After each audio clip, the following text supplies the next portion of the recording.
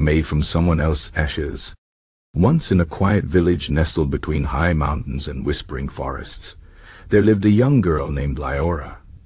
She was kind and curious, always asking questions about the world around her. But there was one question that haunted her more than any other. Where did she come from? Liora had been raised by an old woman named Elara, who found her as a baby wrapped in a blanket of woven leaves, left at the edge of the forest. Elara was wise and gentle, but whenever Liora asked about her parents, Elara would only sigh and say, "The wind brought you to me, child. That is all I know." As the years passed, Liora grew restless. She felt like a puzzle with missing pieces. One evening, as she sat by the fire watching the embers glow, she turned to Elara and asked once more, "Please, tell me the truth. Who am I?" Elara's eyes softened. She reached into a small wooden box beside her chair and pulled out a tiny silver locket.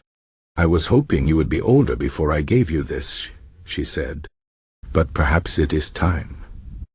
Liora took the locket and opened it. Inside was nothing but a pinch of gray dust. She frowned. "What is this?" Elara took a deep breath. "It is ash," she said, "from a fire long ago, and you, Liora, were made from someone else's ashes." Liora's heart raced. What does that mean? And so, Elara told her the story. Many years before, in a distant part of the forest, there had been a great fire. It burned for days, swallowing trees and homes, leaving only smoke and sorrow. But from that fire, something strange happened. When the ashes settled, the wind carried them into the sky, twisting and dancing until they took the shape of a child, a baby born not from flesh, but from the remains of what had been lost. The villagers who saw it were afraid. They whispered that the child was a ghost, a shadow of the past. So they left her in the forest, hoping she would vanish like the smoke. But Elara, who had been gathering herbs that day, found her. She saw not a ghost, but a living girl, warm and real.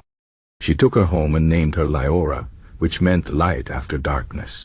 Liora sat in silence, staring at the ashes in the locket. She felt a strange mix of sadness and wonder. "So I am not like other people?" Elara shook her head. "You are different, yes, but different does not mean less. The fire took much, but it also gave something back. You.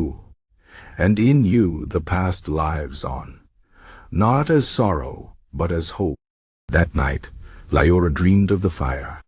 She saw the flames, heard the crackling of wood, felt the heat on her skin. But she also saw something else, faces in the smoke, smiling at her. When she woke, she knew what she had to do. She took the locket and walked deep into the forest, to the place where the great fire had once burned. The ground was rich with new growth, young trees stretching toward the sun. Kneeling, she opened the locket and let the ashes fall onto the earth. "Thank you," she whispered, "for making me." A warm breeze stirred the leaves above her, and for the first time in her life, Liora felt whole. She was not just a girl, she was a story, a memory, a new beginning. When she returned to the village, she no longer feared the question of where she came from. Instead, she carried the answer with her, not as a burden, but as a gift. She told her story to others, and in time, the villagers no longer whispered in fear. They saw her for what she truly was, a reminder that even from ashes, life could begin again. And so Liora lived her days with kindness and courage, knowing that she was proof that nothing is ever truly lost.